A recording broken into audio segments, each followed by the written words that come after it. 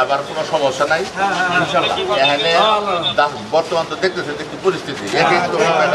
পুলিশের উপরে বিভিন্ন চাপ নানান রকম যাই হোক তোমরা আসছো আমার দেখতে আমি খুশি হয়েছি তোমরা চলে যাও ইনশাল্লাহ আমি ভালো থাকবো কারণ কোনোদিন কারো খারাপ করি নেই